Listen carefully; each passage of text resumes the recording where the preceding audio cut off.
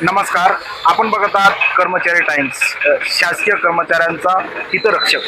पिंपरी चिंचवड शहरामध्ये एक्झाईड कंपनी या ठिकाणी एक कामगाराचा आंदोलन करताना मृत्यू झालेला आहे. त्यानिमित्त या ठिकाणी आंदोलन चालू आहे. तो मृत्यू कसा झाला, आंदोलनाचं काय कारण आहे, आपण ते जाणून घेणार आहोत. आपल्यासोबत आहेत त्या आंदोलन करणारे सर्व कर्मचारी. काय आहेत आपण जाणून घेऊ. सर, तुमचं नाव काय, काय प्रकार घडलेला इथं? मी गोरख दगडोबा खुटवड, एक्साईड परिवर्तन संघटनेचा जनरल उपसेक्रेटरी. आमची 2-3 वर्ष झालं कंपनीमध्ये फार त्रास चालू आहे आम्हाला, की आम्ही त्यानंतर वेळोवेळी आमच्या संघटनेचे कागदपत्रासाठी एलसी उपायुक्त, कामगार उपायुक्त कार्यालयात गेलो होतो. तिथं कार्यालयात गेल्यानंतर आम्हाला असं जाणवतंय की पूर्णपणे ही सरकारी कार्यालय वगैरे सर्व कंपनीच्या बाजूनी दुःख माप आहे. कारण की आमची जी घटना किंवा जे ठराव जे पूर्णपणे आमच्या बाजूनी खरे असताना सुद्धा त्याच्यावर त्यांनी निर्णय देण्याच्या ऐवजी त्याच्यावर आम्हाला कोर्टात जा, म्हणजे ही भाषा जर कोर्ट साध्या कामगाराला कोर्टाची भाषा कळत नाही आणि कोर्टात साधा जाऊही शकत नाही, तिथून पुढे न्याय कधी लागेल तो कळणारही नाही. त्यामुळं आम्ही वेळोवेळी आम्ही जाऊन सुद्धा आमचं हे व्हायना, कंपनीचं आम्हाला हॅरेसमेंट चालूच आहे, कंपनीचे साहेब लोकही त्रास देतात. त्यामुळं आम्ही प्रथमतः आम्ही 4 दिवसाचं 2-3 आमचे कामगारांतले बॉडीवरचे तिघ अध्यक्ष, खजिनदार आणि उपजनरल सेक्रेटरी यांना निलंबित केलं होतं. काही कारण म्हणजे किरकोळ कारण असतानाही निलंबित केलं. त्यानंतर आम्ही टूल डाऊन 4 दिवस केले. त्यानंतर आम्हाला सांगितलं की तुमच्या ज्या इन्क्वायऱ्या वगैरे आहेत त्या सर्व कॅन्सल केली जातील, जे आरोपपत्र आहेत ते कॅन्सल केले जातील. हे स्वतः आम्हाला कॉम साहेबांनी सांगितलं होतं. त्याच्यावर विश्वास ठेवून त्यांच्यावर आम्ही परत काम चालू केलं. पण त्यानंतरही असं जाणवलं की आमची कुठल्याही मागण्या पूर्ण होत नाहीये. वेळोवेळी ते असं चालढकल चालतंय. परत आमचं हे ॲग्रीमेंटचा पिरियड चालूच होता, त्याची बोलणी आमच्याकडून कंपनीमधली काम प्रोडक्शनचं जे काम होतं ते पूर्ण करून घेतलं. पण ते पूर्ण झाल्यानंतर आमच्या वेळेस ज्यावेळेस बोलणी चालू झाली पेमेंटची, त्यावेळेस ते असं म्हणायला लागले की तुमच्या मागण्या आहेत, अति मागण्या आहेत, त्या मागण्या कंपनी पूर्ण करू शकत नाही. पण आम्ही असं म्हणलं नाही की प्रोडक्शन आमचं चार्ज दिलंय आम्ही, की जे होत नाही तेही करायचा प्रयत्न करून आम्ही देणार आहे. पण ती मागण्याची चालढकल केली गेली. तुमच्या जे संघटना आहे इथं एक्साईड परिवर्तन कामगार संघटना, हिचे अध्यक्ष कोण आहेत? त्यांनी याच्यात काही पुढाकार घेतला नाही का? आहे ना, अध्यक्ष म्हणून आमचे कामगारच आहेत आणि ऑलरेडी आमची जी कमिटीची युनियन आहे ती आमची अंतर्गत युनियन आहे. अध्यक्ष सुद्धा आमचा कामगारच आहे. फक्त सल्लागार म्हणून आम्ही ईश्वर वाघ म्हणून बाहेरचे सल्लागार ठेवले होते. तर ते सल्लागी असं देत होते, यायचे, वेळ काढायचे आणि निघून जायचे. आम्हाला कुठलाही सल्ला किंवा आमच्या कामगारांना हे होईल की त्यांना न्याय मिळेल असा कुठलाही सल्ला दिला गेला नाही.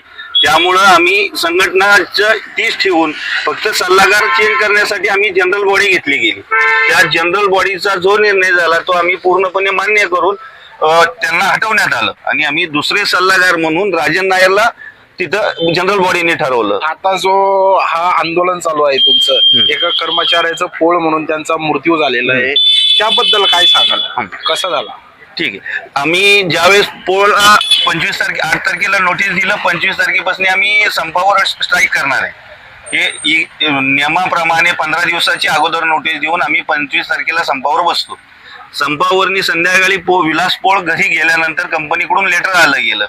त्या लेटरमुळं त्या विलास पोळला बीपीचा थोडा त्रास होताच पहिला, त्याला थोडा बीपीचा त्रास वाढला. पण त्यांनी संध्याकाळी जेवण वगैरे केलं, झोपी गेला. त्याला सकाळी थोडंसं जरा नॉर्मल वाटलं, पण तो ताण हा त्याच्या मनावर होताच. तसाच तो इथं आला मंडपामध्ये 1-2 तास झाल्यानंतर त्यांना त्रास झाला. परत आम्ही स्वतः सगळ्यांनी घेऊन त्याला हॉस्पिटलला नेलं, आकुर्डीला. त्या हॉस्पिटल नेल्यानंतर 1-1.5 तासात त्यांचा मृत्यू झाला असं डॉक्टरने डिक्लेअर केलं. त्यानंतर आम्ही FIR देण्यासाठी पिंपरी पोलीस स्टेशनला गेलो. तर तिथले जे अधिकारी होते कडलक, तर त्यांनी सांगितलं की आम्हाला तुमची FIR घेता येणार नाहीये, की त्याचं पोस्टमॉर्टम केल्याशिवाय, त्याचं रिपोर्ट आल्याशिवाय ती घेतली जाणार नाही. तुम्ही पोस्टमॉर्टम होऊन द्या, सकाळी इथं करू आपण. तर आम्ही त्यांना सांगितलं की आम्ही इथंच बसतो, आम्ही काही जात नाहीये. नंतर डेड बॉडी आम्ही इथं घेऊन येतो, नंतर आम्हाला कंपनीच्या गेटवर डेड बॉडी न्यायची हे आम्ही अगोदरच सांगितलं होतं. ते सांगितल्यानंतर सकाळी ज्यावेळेस त्यांनी डेड बॉडी घेतली डिपार्टमेंटनी, पोलिसांनी, आणि ती डायरेक्ट त्यांच्या राहत्या घरी नेली. तिथनी त्यांची असं पळायला नव्हतं की तिथनी डायरेक्ट निघायचं. तर आम्ही त्यांना सांगितलं की आम्हाला बाबा आमच्या कंपनीच्या गेटवर डेड बॉडी घेऊन जायचे, त्यानंतर तिथं सगळ्यांनी मिळून आम्ही श्रद्धांजली वाहू आणि मग आपण पुढचं विधी कार्य करायला तयार आहे. पण ते म्हणले आम्हाला ठीक आहे आपण चर्चा करू, आणि त्यांनी ॲम्ब्युलन्समध्ये डेड बॉडी टाकल्यानंतर ते घेऊन इकडे येत असताना फिल्म स्टाईलचा जो प्रकार असतो की फिल्ममध्ये आपण बघतो की इथनी उचलली गेली, ॲम्ब्युलन्समध्ये टाकली आणि तिथून पुढे गेल्यानंतर ड्रायव्हरला ओढून बाहेर काढलं गेलं, त्यांच्या नातेवाईकाला बाहेर काढलं गेलं आणि स्वतः पोलीस लोक ड्रायव्हिंग सीटवर बसून डायरेक्ट नव्हते ते पोलीस, कोणी हे केलं होतं? त्याच्या आयुक्त का डीसीपी ते हिरे म्हणून होते आणि कडलक साहेब त्यांच्या बरोबर गाडी मागे चाललेली होती आणि इथं हिरे साहेबांनी इथं पूर्ण नाकेबंदी केली होती कंपनीच्या गेटवर यायला. आणि त्यानंतर ती गाडी अडवून त्यांनी डायरेक्ट तिकडून नेल्यानंतर आम्ही वायशिमला गेलो. पण वायशिमला अशी स्थिती झाली की सेम फिल्म स्टाईल पूर्ण इथं आम्हाला 100-200 फौजफाटा कंपनी होता आणि तिथेही डेड बॉडी शॉपच्या तिथं बाहेर येणं होता. आम्हाला कुणालाही हात सोडलं जात नव्हतं की बघायला किंवा आम्ही त्यांच्या घरगुती घरच्या लोकांना बोलू, त्यांना की त्यांना सांगू, आधार देऊ, पण आम्हाला कुणालाही हात घेतलं नाही. मग आम्ही जे सांगितलं त्यांनी कंपनीची लोक बोलवली आणि कंपनीची लोक आणि फक्त डिपार्टमेंट आणि ती पोरं लहान मुलं म्हणजे हे त्यांना काही समजत आहे किंवा त्यांना वेळोवेळी आम्हाला विसरायची, पण ती घाबरली गेलेली होती. त्यासाठी आम्ही म्हणलं आमचे प्रतिनिधी आहेत त्या एक दोघांना हात घ्या, त्याच्याबरोबर तुम्ही चर्चा करा. ते आता कंपनीने काय मोबदला दिलाय का जे मृत्यू झालेला आहे? त्यांना मोबदला वगैरे काही दिला नाही, त्यांना फक्त आश्वासन दिलं होतं की तुमच्या मुलाला हे सगळं तुम्ही विधी कार्य वगैरे उरकून घ्या आणि तुमच्या मुलाला आम्ही त्या जागा रिकामी झाल्यानंतर कंपनीत घेऊ. तर त्यांनी त्यांचा विधी कार्यक्रम सगळा उरकल्यानंतर कंपनीत आले असता, आता गेल्या हप्त्यामध्येच आले होते, त्यांची मिसेस वगैरे आले, तर त्यांनी सांगितलं जागा रिकामी नाहीये त्यामुळे आम्ही घेऊ शकत नाही, नंतर जागा रिकामी झाल्यावर घेऊ. पण ऑलरेडी विलास पोळ ते कुठंतरी कंपनीमध्ये काम करत होतेच ना, म्हणजे त्यांची जागा ते गेल्यानंतर मोकळीच झाली आहे.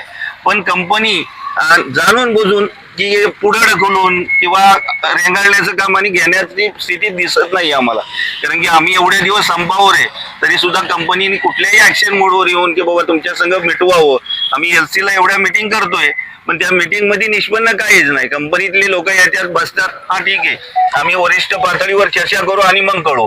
अरे मग वरिष्ठ पातळीवर जर चर्चा करायची तर पूर्ण चर्चा करून येऊनच मीटिंगला बसा आणि तिथंच आम्हाला निर्णय द्या, म्हणजे सोक्षमोक्ष समोरासमोर लागेल.